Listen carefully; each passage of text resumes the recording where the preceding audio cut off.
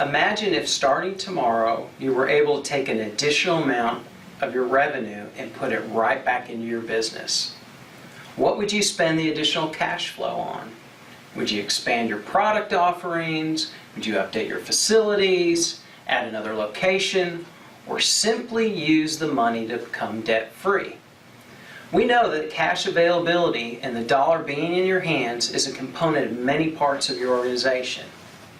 Sure, it's about getting accounts receivable in on time. We all know that.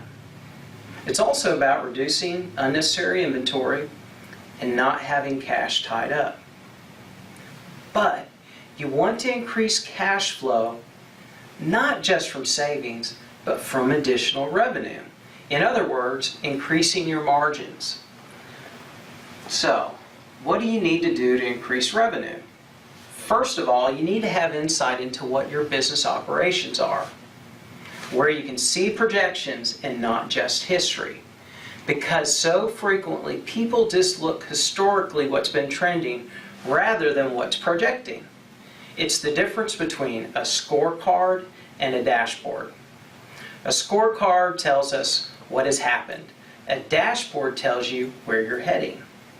So with new technology, we've moved beyond pencil and paper and onto the smartphone. And if you haven't, your competition has.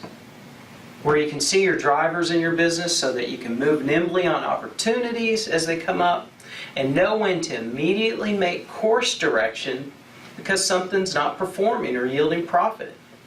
And you need to know all these things today and not tomorrow.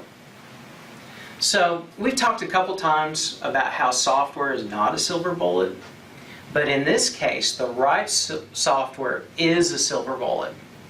You need to have software that can provide this type of information.